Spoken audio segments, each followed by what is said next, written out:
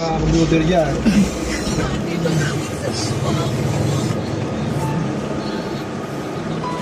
Wala nang ganyan ay hindi na pinansyalitan si Nick. Dahil ito iniiwasan ng daan sa mga game sa ating Dolores. Aalis na sana si Ethan. Sino mas magaling sa inyo? Yung isa? Oo, Kuya mga ano yun? Ay, mga niyo yun? Ano sabi niya?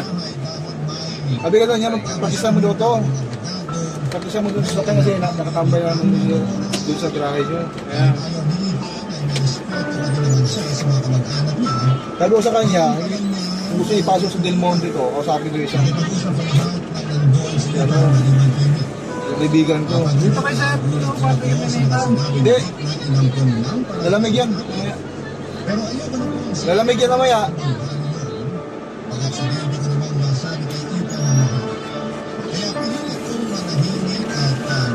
Ano sabi niya? Hindi, dalawin mo, ano, paano mga proseso niya. Tawagan ko, tawagan ko din ba? Kasi namin, di namin paano yung mga ano yun.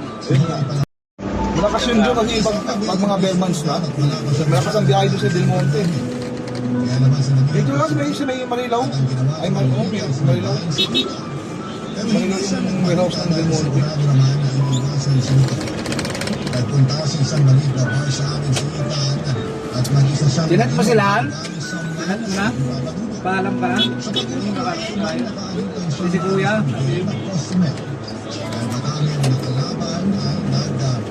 Kami akala nagdoon pa tayo. Pero hindi pa na siya iniwan ni Nick dahil buong gabi itong nagbantay kay Ethan sa may labas. Tinulungan niya si Ethan dahil sa mas madami ang kalaban na hindi na rin nakalaban pa si Nick. Sinalagdalawan ang mga sulpok ng kaaway at hinaraan ng katawan niya para hindi masakpan si Ethan. Tagal na lang umuwi mo yan. Alam mo rin kung umuwi sila. Ang mga natay sa Ako may umuwi siya. sa bahay ay sinalubong ko sila. Kasi yung tao sa bahay niya, wala. Ang mga pasalahan ng dalawa. Mga bahay na. Sabi niya sa akin na Wala, mga nakalak lang. Kaya pinasok ko magdala ko yun. Nakita na sa CCTV. Ha? May mga bantay lang sa CCTV. Pero yung sa real, wala. Kasi wala.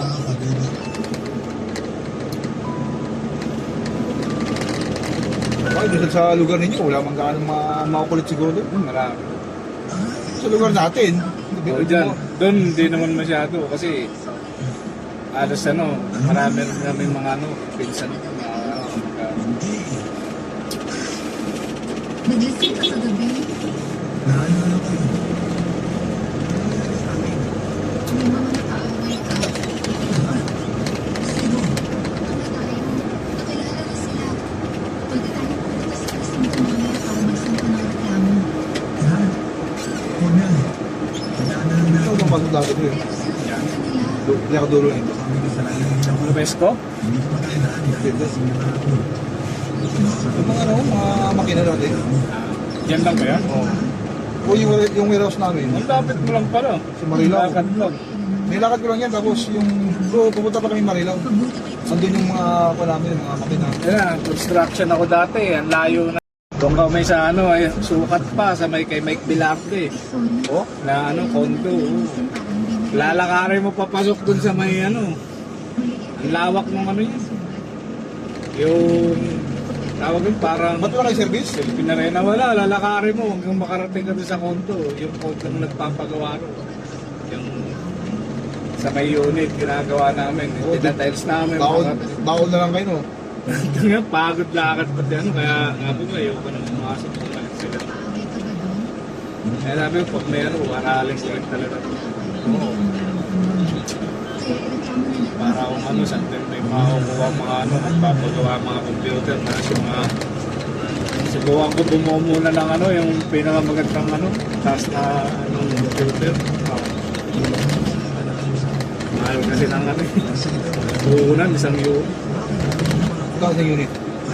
Abot, may abot 50, 20. Malaki ito ba yan?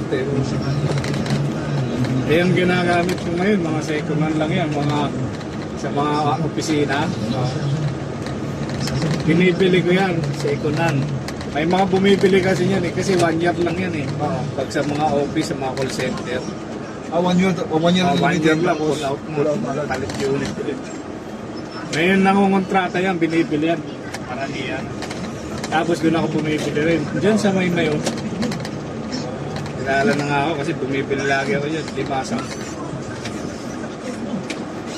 Nahinto eh. Nag-chat na nga sa akin kung order ko ulit ako.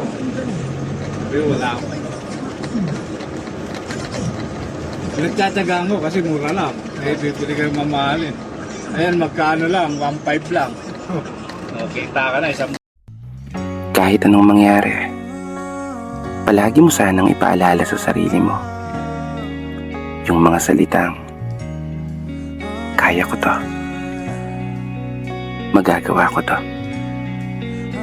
At higit sa lahat, ipapanalo ko to. Pangako yan. Dahil sa kabila ng mga nangyayaring negatibo sa buhay mo, heto ka, nananatiling nakatayo at patuloy lumalaban sa bawat hamon na ibinibigay sa'yo ng mundo. Isang mundo na minsan pinipilit pasukuin ka. Isang mundo na pinapahirapan ka. Pinapaluha ang mga mata at pinapahina ang mga paa. Isang mundo na laging nagpapamulat sa'yo kung gaano kahirap mabuhay sa mundong to. Isang mundo na bawal kang magkamali, pero laging natatalo. Bawal kang uminto, pero di naman umuubra yung mga plano. Pwede kang masaktan, pero bawal kang magreklamo. Kasi ito yung buhay na pinili mo. Isang buhay na gusto mong ipanalo balang araw.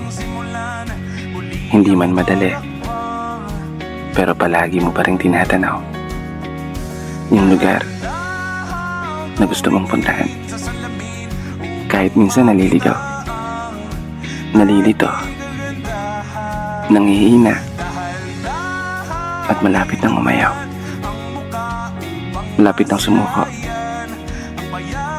pero patuloy pa rin lumalaban at tumatayo para sa mga pangarap na gusto mong mahawakan. Mga pangarap na gustong magkatotoo. At mga hiling na palagi mong binubulong sa mundo. Na sana, Lord, ako naman po ang ipanalo mo. Hindi po ako mapapagod maghintay. Kahit gaano katagal. O kahit hindi agad-agad. Hihintayin ko yung panahon na naaayon para sa akin. At yung pagkakataon na ibibigay mo sa akin. Kahit bigyan mo ako ng maraming pagsubok ngayon, Lord, kakayanin ko po yan. Basta sasamahan mo ako. Basta gagabayan mo ako. Hindi ko susukuan tong laban na to. Pangako yan sa'yo. Kulong-gulo ang isip, saan ba lulugar kapag